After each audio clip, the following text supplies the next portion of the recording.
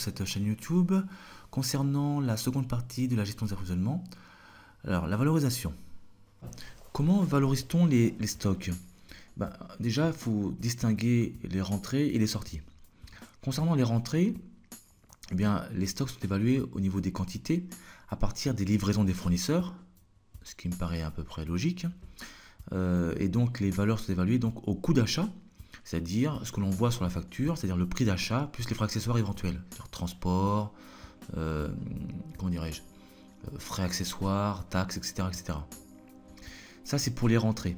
Maintenant, pour les sorties de stock, il y a plusieurs méthodes que nous verrons également en détail plus tard. Il s'agit donc du coût moyen unitaire pondéré, mais aussi du premier entrée, premier sortie, le fameux PEPS ou alors CMUP. Donc voilà pour les valorisations. Donc on va indiquer cela. Voilà.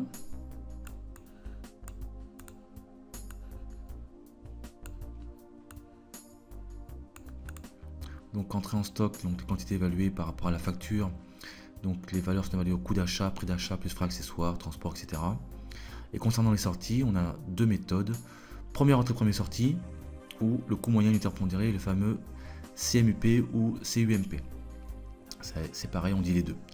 Alors, on a également maintenant ce qu'on appelle différents taux de rotation.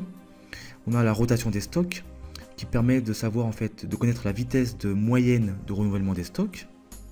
On a également la durée moyenne de stockage, qui, elle, donc cette durée, permet donc de mesurer combien de temps en fait les marchandises restent en stock.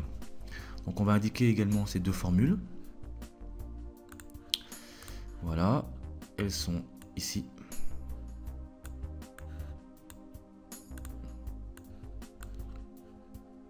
Voilà. Donc, on a donc le coût d'achat des marchandises vendues divisé par le stock moyen pour le taux de rotation des stocks. Donc, combien de fois le stock est renouvelé, la vitesse moyenne de renouvellement. Et la durée moyenne de stockage, c'est l'inverse, c'est le stock moyen sur le coût d'achat. Alors, je vous rappelle que tous ces éléments-là sont hors taxe. Ici, donc, on a une durée, donc on multiplie par 360 jours. Donc, on estime qu'il y a 360 jours dans l'année. On a donc ici un résultat en nombre de jours. Ici, c'est juste un chiffre. Et cette seconde formule mesure combien de temps les marchandises restent en stock. Bien entendu, la durée la plus courte est à préconiser, bien sûr. Il est préférable que les marchandises restent le moins longtemps possible. Ça veut dire qu'on a une bonne gestion des stocks et que l'on vend régulièrement et donc tout va bien. Presque tout en tous les cas. Voilà concernant donc la rotation des stocks. Il nous reste à voir maintenant la gestion économique, c'est-à-dire le modèle de Wilson. Alors le principe déjà, c'est d'optimiser le nombre de commandes et de déterminer le lot économique. Alors on va voir comment. Il y a une grande formule pour cela. Donc on va la voir tout de suite, cette formule.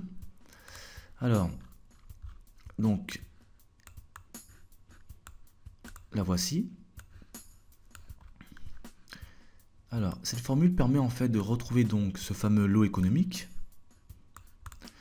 Donc, grand N, qui est donc ici le nombre de commandes. Donc, ici, le nombre de commandes. Les consommations annuelles, donc fois le taux de possession, fois 2 fois le coût de passation. Donc, on va bien sûr voir en détail ce que c'est dans quelques instants. Et donc on a également le lot économique avec une formule qui est la suivante. Voilà.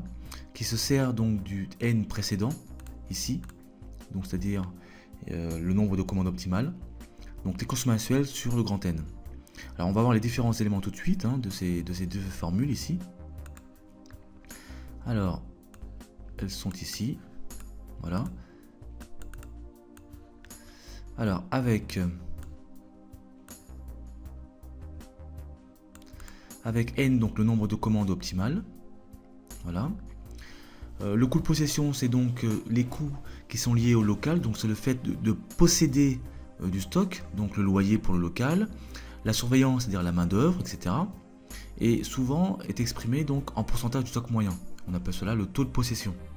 Donc, je récapitule. Le coût de possession, c'est le fait de posséder du stock, cela coûte à l'entreprise, donc on parle du coût de possession, c'est-à-dire le local, la surveillance, les caméras éventuellement, s'il y en a, ce sont des produits de luxe, donc le loyer, la main d'œuvre, donc le personnel qui s'occupe comment dirais-je, de s'occuper donc du stock, etc., etc. On a également maintenant le coût de passation qui se trouve ici au dénominateur. Le coût de passation, c'est le fait de passer une commande. Donc ça va être les frais d'envoi, ça peut être donc les frais postaux, le coût d'un fax, la main d'œuvre également. Et le coût total va être l'ensemble de tous ces éléments, donc les achats, bien entendu au départ, plus le coût de passation et le coût de possession. L'ensemble forme ce qu'on appelle donc le coût total. Alors il faut savoir que pour le stock moyen, il a plusieurs formules. On a la formule qui est la plus répandue, qui est le stock initial plus le stock final divisé par 2. Mais il y en a une autre qui est donc les consommations annuelles divisées par 2 fois le nombre de commandes. Alors on va les indiquer. Ces deux formules concernant donc le stock moyen. Voilà, elles sont là. Donc SI plus SF divisé par 2, c'est la plus répandue. Et on a une qui est moins répandue, qui est plus, je dirais, répandue pour la surveillance, donc pour le modèle de Wilson, qui est donc consommation annuelle sur 2 fois le nombre de commandes, c'est-à-dire ici 2 N. Voilà pour le modèle de Wilson. Donc nous verrons des applications ultérieurement sur ce chapitre. Voilà, ainsi s'achève ce chapitre. Merci de l'avoir suivi. À très bientôt sur cette chaîne YouTube.